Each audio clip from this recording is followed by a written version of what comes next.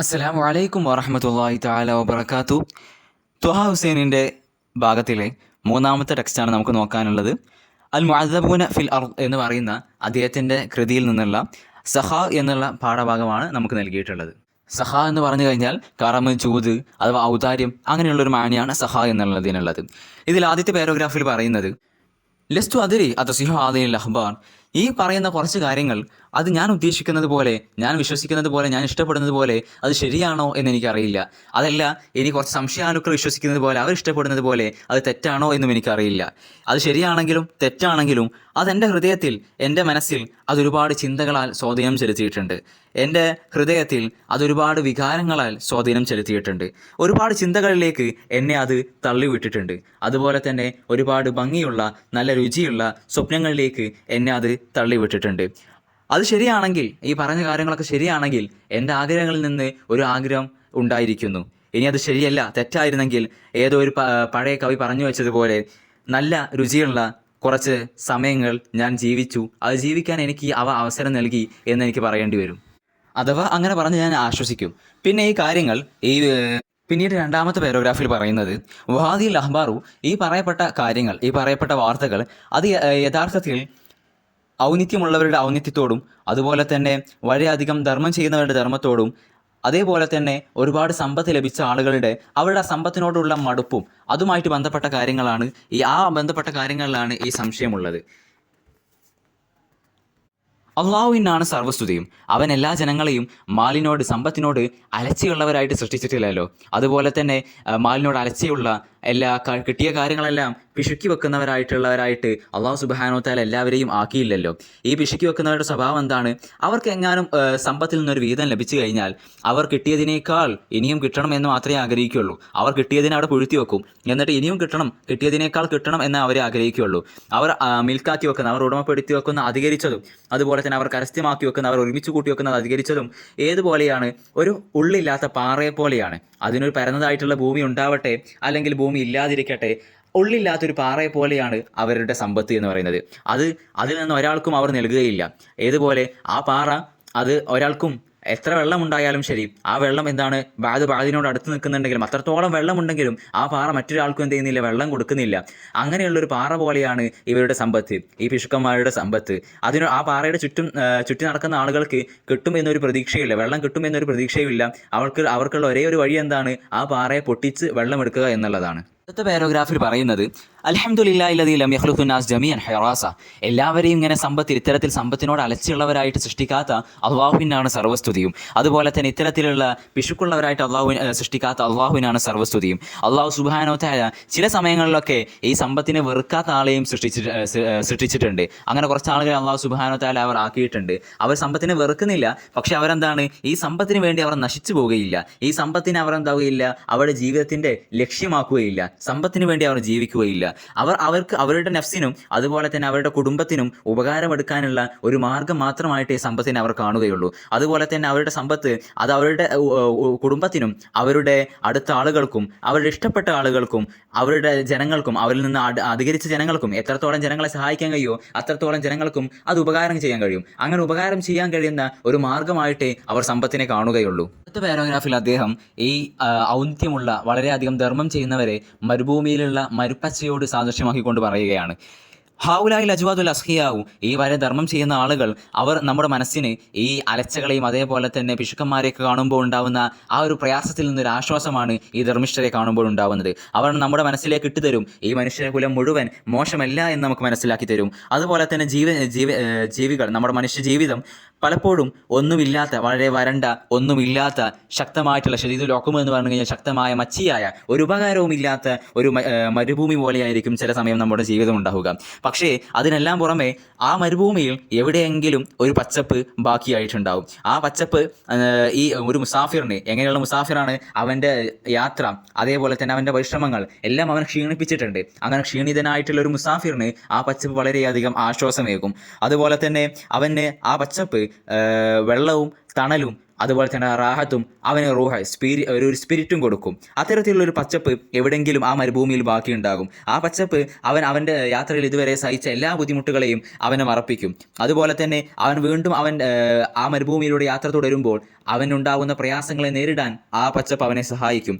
അപ്രകാരം തന്നെയാണ് ഈ ഒരുപാട് പിശുക്കന്മാരുടെ ഈ ഒരു കാണുന്ന ഒരു ജീവിതത്തിൽ നമുക്ക് ഈ ധർമ്മിഷ്ഠരായിട്ടുള്ള ആളുകളെ കാണുമ്പോൾ ഉണ്ടാകുന്ന അനുഭൂതി അപ്രകാരമാണ്. ഇത്തരത്തിലുള്ള ധർമ്മിഷ്ഠരില്ലായിരുന്നെങ്കിൽ ഈ മനുഷ്യകുലം തന്നെ പരസ്പരം അങ്ങോട്ടും ഇങ്ങോട്ടും വൈരാഗ്യം വെച്ചുകൊണ്ട്, ശത്രുത വെച്ചുകൊണ്ട് പരസ്പരം അടിച്ച് വളരെ നികൃഷ്ടമായിട്ടുള്ള ഒരു അവസ്ഥയിലായി പോകുമായിരുന്നു. അടുത്ത പാരഗ്രാഫിൽ ഒരു സ്വഹാബിയെക്കുറിച്ചുള്ള ചെറിയ കാര്യമാണ് പറയുന്നത്. നാം വഖഫ്തു വഖഫാത്തൻ തുവീലൻ ജിദ്ദ. ഞാൻ ഒരുപാട് നേരം ഒരു സ്വഹാബിയുടെ കാര്യം ആലോചിച്ചുകൊണ്ട് നിന്നു. ആരായിരുന്നു ആ സ്വഹാബി? തുൽഹ റളിയല്ലാഹു അൻഹു ആയിരുന്നു ആ സ്വഹാബി. അദ്ദേഹത്തിൻ്റെ ഭാര്യ അദ്ദേഹത്തിൻ്റെ അടുത്തേക്ക് വന്നപ്പോൾ അദ്ദേഹം വളരെ ടെൻഷനോട് കൂടെ വളരെ വിഷമിച്ചുകൊണ്ടിരിക്കുന്നതായിട്ട് കണ്ടു. അദ്ദേഹത്തെ കണ്ടപ്പോൾ വാത്സല്യനിധിയായി അദ്ദേഹത്തിൻ്റെ ഭാര്യ ചോദിച്ചു, എന്തിനാണ് നിങ്ങളിങ്ങനെ വിഷമിക്കുന്നത്? അദ്ദേഹം പറഞ്ഞു, എനിക്കൊരുപാട് സമ്പത്ത് വന്നിട്ടുണ്ട്, എനിക്കറിയില്ല അതെന്താ ചെയ്യേണ്ടത്. അദ്ദേഹത്തിൻ്റെ ഭാര്യ കൂടുതലൊന്നും പറഞ്ഞില്ല. അദ്ദേഹത്തിൻ്റെ ഭാര്യ ചിരിച്ചുകൊണ്ട് പറഞ്ഞു, നിങ്ങൾ അതിന് ഓഹരി വെച്ച് കൊടുക്കുക. അദ്ദേഹം ആ സമ്പത്തിനെ തൻ്റെ അടുത്ത കുടുംബക്കാർക്കും തൻ്റെ ഇഷ്ടക്കാർക്കും അതുപോലെ തന്നെ മുസ്ലിമുകളിൽ നിന്ന് ആവശ്യമുള്ളവർക്കെല്ലാം ആ മാലിനെ അദ്ദേഹം ഓഹരി വെച്ച് കൊടുക്കുകയാണ് ഉണ്ടായത്. അദ്ദേഹം പിന്നീട് രാത്രി വളരെ സന്തോഷപൂർവ്വം വരവേൽക്കുകയും ചെയ്തു. അദ്ദേഹത്തിൻ്റെ ആ ധനം എത്രയുണ്ടായിരുന്നെന്നറിയോ? ഏകദേശം 4 ലക്ഷം ദിർഹം ഉണ്ടായിരുന്നു. അതുപോലെ തന്നെ ഒരുപാട് നേരം ഞാൻ ചിന്തിച്ചിരുന്ന മറ്റൊരാളായിരുന്നു. അതേപോലെ തന്നെ തുൽഹ റളിയല്ലാഹു മറ്റൊരു സംഭവത്തിൽ ഞാൻ ഒരുപാട് പേരെ ചിന്തിച്ചു പോയി. അദ്ദേഹം തൻ്റെ ഭൂമി വിറ്റ സമയത്ത് അദ്ദേഹത്തിന് ഏകദേശം 7 ലക്ഷം ദിർഹം അദ്ദേഹത്തിന് കിട്ടി. ആ സമയത്ത് അദ്ദേഹം കുറേയൊന്നും ചിന്തിക്കാതെ തന്നെ അദ്ദേഹം പറയുകയുണ്ടായി, ഒരു മനുഷ്യൻ്റെ അടുക്കൽ അദ്ദേഹം വൈകുന്നേരമായപ്പോൾ ഇത്രയും സമ്പത്തെത്തുകയും അവനറിയില്ല അള്ളാഹുവിൻ്റെ ഖളാ എന്താണ് അവന് വേണ്ടി വീഴ്ച വെച്ചിട്ടുള്ളത് എന്ന് അവൻ അറിയില്ല. അങ്ങനെയുള്ളൊരു സംഭവം. പിന്നീട് അദ്ദേഹം ആ മാലിനെ അദ്ദേഹത്തിൻ്റെ കുടുംബക്കാർക്കിടയിലും ഇഷ്ടപ്പെട്ട ആളുകൾക്കിടയിലും അതേപോലെ തന്നെ മുസ്ലിമീങ്ങൾക്കിടയിലൊക്കെ അദ്ദേഹം ഓഹരി വെച്ച് കൊടുക്കുകയാണ് ഉണ്ടായത്. 7 ലക്ഷം ദിർഹം അദ്ദേഹം വേണ്ടവർക്കെല്ലാം ഓഹരി വെച്ച് കൊടുത്തു. എന്നിട്ട് അത് പൂർണ്ണമായിട്ട് ഓഹരി വെച്ചിട്ടല്ലാതെ അദ്ദേഹം ഉറങ്ങിയിട്ടുണ്ടായിരുന്നില്ല.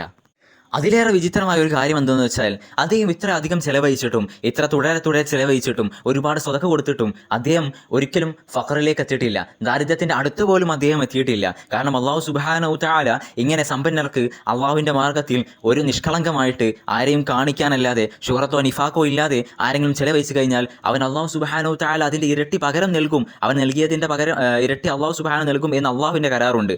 അദ്ദേഹം തുൽഹ റളിയല്ലാഹു അൻഹു തന്നെ ജമൽ യുദ്ധത്തിൻ്റെ ആ ദിവസം ഷഹീദാവുകയുണ്ടായി. അദ്ദേഹം മരണപ്പെട്ട സമയത്ത് ഒരുപാട് പ്രശ്നങ്ങൾക്ക് അദ്ദേഹത്തിൻ്റെ സമ്പത്തെല്ലാം വിധേയമാകുന്നുണ്ട്.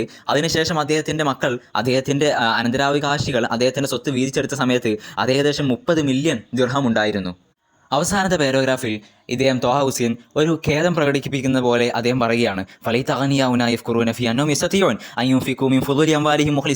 അവരുടെ നമ്മുടെ സമ്പന്നരായ ആളുകൾ അവരുടെ സമ്പത്തിൽ നിന്നുള്ള ബാക്കിയുള്ളത് അവർക്ക് നല്ല രീതിയിൽ അള്ളാഹുവിൻ്റെ മാർഗ്ഗത്തിൽ ചെലവഴിക്കാൻ കഴിഞ്ഞിരുന്നെങ്കിൽ, അവർ ഒരു നിഫാക്കോ അല്ലെങ്കിൽ മറ്റുള്ളവരെ കാണിക്കാനോ അല്ലാതെ അവർക്ക് കഴിഞ്ഞിരുന്നെങ്കിൽ, അവരുടെ സമ്പത്തിന് നഷ്ടങ്ങളൊന്നും വരാതെ അങ്ങനെ ചെലവഴിക്കാൻ അവർക്ക് കഴിഞ്ഞിരുന്നെങ്കിൽ, അള്ളാഹുവിൻ്റെ കരാറിനെ സത്യമാക്കാൻ അവർക്ക് കഴിഞ്ഞിരുന്നെങ്കിൽ, അല്ലെങ്കിൽ അതിനെ ഒന്ന് പരീക്ഷിച്ച് നോക്കാനെങ്കിലും അവർക്ക് കഴിഞ്ഞിരുന്നെങ്കിൽ, അള്ളാഹു അങ്ങനെ കഴിഞ്ഞിരുന്നെങ്കിൽ എത്ര നന്നായിരുന്നേനെ. പക്ഷേ അതൊക്കെ വിദൂരമായി പോയിരിക്കുന്നു. അതിലേക്ക് ഇനി ഒരു മാർഗവുമില്ല. കാരണം നമ്മുടെ സമ്പന്നരൊന്നും ഓതുന്നില്ല, അവരൊന്നും വായിക്കുന്നില്ല. അവർ അങ്ങനെ വായിച്ചാൽ തന്നെ അവരത് വിശ്വസിക്കുന്നില്ല. ഇനി വിശ്വസിച്ചാൽ തന്നെ ആ ഒരു സാഹസപ്പെടാൻ അവരെന്ത് ചെയ്യുന്നില്ല, തുനിയുന്നില്ല. പക്ഷേ അതിനേക്കാൾ നിസ്സാരമായ ഒരു കാര്യം അവരെന്ത് ചെയ്യുന്നുണ്ട്, ഈ ചൂതാട്ടത്തിൻ്റെ ക്ലബ്ബുകളിലൊക്കെ ആയിരങ്ങൾ വെച്ച് സാഹസപ്പെടാൻ അവർ മുതിരുന്നുണ്ട്. അതുപോലെ തന്നെ ഓട്ടപ്പന്തയത്തിൻ്റെ മൈതാനുകളിൽ അവർ ഒരുപാട് ചെലവഴിക്കാനും സാഹസപ്പെടാനും മുതിരുന്നുണ്ട്. പക്ഷേ അള്ളാഹു സുബ്ഹാനഹു തആലയുടെ ഈ കരാറ് അവർ സാഹസപ്പെടാൻ മുതിരുന്നില്ല. അപ്പോൾ ഇങ്ങനെ അള്ളാഹുവിൻ്റെ മാർഗ്ഗത്തിൽ ചെലവഴിച്ചുകൊണ്ട് അള്ളാഹു ഈ കരാറിനെ പൂർത്തീകരിക്കുന്നുണ്ടോ എന്ന് നോക്കാൻ സാഹസപ്പെടാൻ മുതിരുന്നതിനേക്കാൾ അവർക്ക് നിസ്സാരമായി തോന്നുന്നത്, അവർക്ക് എളുപ്പമായി തോന്നുന്നത് ഈ ചൂതാട്ടത്തിൻ്റെ വേദികളിൽ ആയിരങ്ങൾ ചെലവഴിച്ച് സാഹസപ്പെടാനാണ് അവർ ആഗ്രഹിക്കുന്നത്. അതവർക്ക് വളരെ എളുപ്പമാണ്. പക്ഷെ അള്ളാഹുവിൻ്റെ മാർഗ്ഗത്തിൽ ചെലവഴിച്ചുകൊണ്ട് സാഹസപ്പെടാൻ അവർ മുതിരുന്നില്ല. അതിനേക്കാൾ ഹൃദയത്തിന് ദേഷ്യമുണ്ടാക്കുന്നത്, അതുപോലെ തന്നെ നഫ്സിന് ഖേദമുണ്ടാക്കുന്ന മറ്റൊരു കാര്യം, ഈ ഇവരുടെ അലച്ചയും അതുപോലെ തന്നെ ഇവരുടെ പിശുക്കും ഇവരുടെ ന്യൂനതകളെല്ലാം ഈ ഗവൺമെൻറ്റുകളൊക്കെ കാണുന്നുണ്ട്. പക്ഷെ അവർക്ക് എന്ത് ചെയ്യുന്നില്ല, ഈ ഗവൺമെൻറ്റുകളൊന്നും ടാക്സ് ചുമത്തുന്നില്ല. അങ്ങനെ അവരുടെ ടാക്സുകൾ വാങ്ങിയിരുന്നെങ്കിൽ ഒരുപാട് ദുരിതബാധിതർക്ക് അത് സഹായമാകുമായിരുന്നില്ലേ? അതുപോലെ തന്നെ ഒരുപാട് ദുഃഖമുള്ളവർക്ക് അതുകൊണ്ട് സഹായം നൽകാമായിരുന്നില്ലേ? ഒരുപാട് സമ്പത്ത് നഷ്ടപ്പെട്ട ആളുകൾക്ക് ഇത് ഉപകാരപ്പെടുമായിരുന്നില്ല, അവരെ രക്ഷപ്പെടുത്താമായിരുന്നല്ലോ.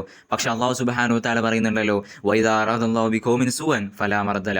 അള്ളാഹു സുബ്ഹാനഹു തആല ഒരു സമുദായത്തിൻ്റെ മോശപ്പെട്ട എന്തെങ്കിലും ഉദ്ദേശിച്ചിട്ടുണ്ടെങ്കിൽ അതിന് മടക്കമില്ല, അത് അവർക്ക് എത്തുക തന്നെ ചെയ്യും. അതുപോലെ തന്നെയുള്ളൊരു മുസീബത്തായിരിക്കാം ഇത് എന്ന് പറഞ്ഞുകൊണ്ട് അദ്ദേഹം ഈ ഒരു ഒരു ലേഖനത്തെ ഇവിടെ അവസാനിപ്പിക്കുകയാണ്. വളരെ നല്ലൊരു ലേഖനമാണ്. ഇനി അവസാനം കുറച്ച് എക്സസൈസ് കൂടെ നമുക്ക് ചെയ്യാനുണ്ട്. ആ ചോദ്യങ്ങൾ കൂടെ വായിച്ചാൽ, അപ്പോൾ ഈ അവസാനത്തെ ഭാഗത്തുള്ള ക്വസ്റ്റ്യൻ കൂടെ നമുക്ക് വായിച്ചു നോക്കാം. ഒന്നാമതായിട്ടുള്ളത് മാവോ മഫ്ഹൂമു സഹായി എന്തൊക്കെ, നമ്മുടെ അടുക്കൽ, നിൻ്റെ അടുക്കൽ എന്താണ് ഈ ഔന്നിത്യം, ഈ ഔദാര്യത, അതിൻ്റെ ഉദ്ദേശം.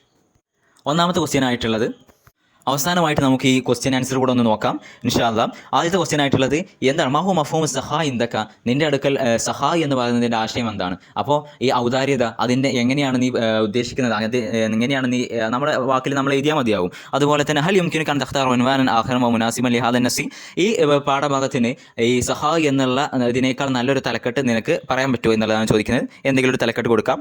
അതുപോലെ തന്നെ മാദാ തഫ്ഹമു മിൻ ലൗലാ ഹൗലാഇ ലജ്വാഉ അഖ്സിയാഹു ലകാനത് ഇൻസാനൻ ഖലീഖതൻ ലകാനത് ഇൻസാനി ഇതിൻ്റെ ഉദ്ദേശം എന്താണ്, അഥവാ ഈ രീതിയിലുള്ള ധനികന്മാരില്ലായിരുന്നെങ്കിൽ മനുഷ്യകുലം തന്നെ പരസ്പരം അങ്ങോട്ടും ഇങ്ങോട്ടും ബദ്ധവൈരികളായിട്ട് ശത്രുക്കളായി അടിച്ച് പിരിയുമായിരുന്നു എന്ന് പറയുന്ന ഒരു സംഭവമാണ്. അപ്പോൾ ഇദ്ദേഹം പറയുന്നത് ഇത്തരത്തിലുള്ള ആളുകൾ ഉള്ളത് കൊണ്ടാണ് ഇങ്ങനെ നടക്കാത്തത്. ആ രീതിയിൽ നമുക്ക് അതിനെ വിശദീകരിക്കാം. അതുപോലെ തന്നെ നാലാമത്തേതായിട്ടുള്ളത് മാഹിയ ഖിസ്സത്തു തുൽഹ റളിയല്ലാഹു അൻഹ അല്ലതി സഅദഹ ഫീഹ സൗജതുഹു, തുൽഹ റളിയല്ലാഹു അൻഹുവിൻ്റെ കഥ എന്താണ്, ആ കഥയിൽ അദ്ദേഹത്തിൻ്റെ ഭാര്യ എങ്ങനെയാണ് അദ്ദേഹത്തിനെ സഹായിക്കുന്നത്. ആ കഥ, അദ്ദേഹം എന്താണ് വളരെയധികം സമ്പത്ത് വന്ന സമയത്ത് അദ്ദേഹം വളരെ ടെൻഷനായിരിക്കുന്നു, അദ്ദേഹത്തിൻ്റെ ഭാര്യ അദ്ദേഹത്തെ സഹായിക്കുന്നു, അദ്ദേഹത്തിൻ്റെ ഭാര്യ അത് മുഴുവൻ ചെലവഴിക്കാൻ വേണ്ടിയിട്ട് അദ്ദേഹത്തെ പറയുന്നു. അതുപോലെ തന്നെ മൻ കാല ഹാദിൽ ജുംല ഓ മത്ത ഇന്ന റജുലൻ എം സി വഇൻദഹു എന്ന് പറയുന്ന ആ ഒരു ജുംല ആരാണ് പറഞ്ഞത്, എപ്പോഴാണ് പറഞ്ഞത്. ആ ജുംല പറയുന്നത് തുൽഹ റളിയല്ലാഹു അൻഹു ആണ് പറയുന്നത്. അദ്ദേഹത്തിൻ്റെ അടുക്കൽ അദ്ദേഹം ഭൂമി വിറ്റുകൊണ്ട് ഏകദേശം 7 ലക്ഷത്തോളം ദിർഹം അദ്ദേഹത്തിൻ്റെ അടുക്കൽ വരുന്ന സമയത്താണ് അദ്ദേഹം ആ ഒരു കാര്യം പറയുന്നത്. ലിമാദ ഇസ്തഖ്ദമൽ കാത്തിബ് കലിമത്ത് ലൈത്ത ഇദ്ദത മർറാത്ത്, ഒരുപാട് തവണ ഈ ലൈത്ത എന്നുള്ള പദം നമ്മുടെ കാത്തിബ് അദ്ദേഹം എന്തിനാണ് ഉപയോഗിച്ചിട്ടുള്ളത്, അദ്ദേഹം എന്താണ് അദ്ദേഹത്തിൻ്റെ ആ ഒരു ഫീലിങ്സിനെ പറയാൻ വേണ്ടിയിട്ടാണ് അദ്ദേഹം ഉപയോഗിച്ചിട്ടുള്ളത്. നമ്മുടെ ഈ ധനികന്മാർ അവരെന്താണ് ഒരുപാട് കാര്യങ്ങൾ ചെയ്തുകൊണ്ട് മുഖ്ലിസീങ്ങളായി ചെലവഴിച്ചുകൊണ്ട് അള്ളാഹു പറഞ്ഞ ആ ഒരു കാര്യം അവരുടെ നൽകിയിട്ടുള്ള വാഗ്ദാനം നിറവേറ്റുമോ എന്ന് അവർക്ക് നോക്കിക്കൂടായിരുന്നോ, അവർക്ക് ചെലവഴിച്ചുകൂടായിരുന്നോ. ആ ഒരു രീതിയിൽ എന്താണ് ഒരു ഉപദേശം, അദ്ദേഹത്തിൻ്റെ ഖേദം വിഷമമെല്ലാം പ്രകടിപ്പിക്കാൻ വേണ്ടിയിട്ടാണ് അദ്ദേഹം ലൈത്ത എന്നുള്ള പദം ഉപയോഗിച്ചിട്ടുള്ളത്. ഫി ഐ സിയാക്കിൻ ലഖൽ കാത്തിബ് ഖിസ്സത്തൈൻ തുൽഹ റളിയല്ലാഹു അൻഹ, തുൽഹ റളിയല്ലാഹു അൻഹുവിൻ്റെ 2 കഥകൾ എപ്പോഴാണ് നമ്മുടെ കാത്തിബ് പറഞ്ഞിട്ടുള്ളത്. അദ്ദേഹം ഇങ്ങനെ എന്താണ് ആളുകൾ വളരെ അലച്ചിയോടുകൂടെ പിശുക്കന്മാരായിട്ട് നിലനിൽക്കുകയാണ്. ആ ഒരു സമയത്താണ് തുൽഹ റളിയല്ലാഹു അൻഹ അദ്ദേഹം ഒരുപാട് ചെലവഴിച്ചു. എന്നിട്ടും അദ്ദേഹം ചെലവഴിച്ചിട്ടും അദ്ദേഹത്തിൻ്റെ സമ്പത്തിൽ നിന്ന് ഒരംശം പോലും കുറഞ്ഞു പോയിട്ടില്ല. അദ്ദേഹം മരിക്കുമ്പോഴും അദ്ദേഹത്തിന് 30 മില്യൺ ദിർഹം അദ്ദേഹത്തിൻ്റെ സ്വത്തായിട്ടുണ്ട്. അപ്പോൾ ഈ ഇത്രയും ചെലവഴിച്ചു കഴിഞ്ഞാലും അള്ളാഹു സുബ്ഹാനഹു തആല നിങ്ങൾ ചെലവഴിക്കുന്നതിനനുസരിച്ച് തരും എന്ന് പറയുന്ന അള്ളാഹുവിൻ്റെ വാഗ്ദാനമുണ്ട്. അതിൽ ഒരാൾ വിശ്വസിച്ചുകൊണ്ട് ചെലവഴിച്ചു കഴിഞ്ഞാൽ അവൻ്റെ സമ്പത്ത് ഒരിക്കലും തീർന്നു പോവുകയില്ല എന്നുള്ള അതിനെ ഉദാഹരിച്ചുകൊണ്ടാണ് അദ്ദേഹം പറയുന്നത്.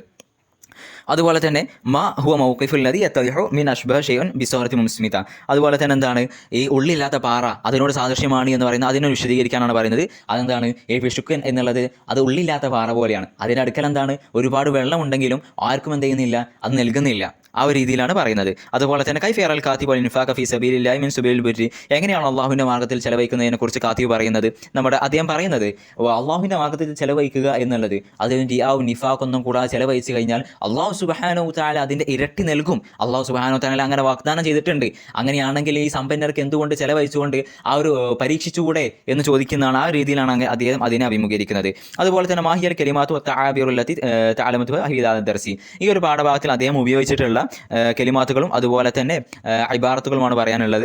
അപ്പോൾ ഒരുപാട് ഇബാറത്തുകളുണ്ട്. നമ്മൾ അവസാന ഭാഗത്തൊക്കെ വായിച്ചിട്ടുള്ള മഹ്റൂബ്, മൽഫൂഫ്, അതുപോലെ തന്നെ മൻകൂബ്, അങ്ങനെ ഒരുപാട് പുതിയ പദങ്ങളുണ്ട്. അതുപോലെ തന്നെ ഒരുപാട് ആയിഷു സാഅത്തുൻ ഹുൽവ, അങ്ങനെയുള്ള ഒരുപാട് പ്രയോഗങ്ങളുമുണ്ട്.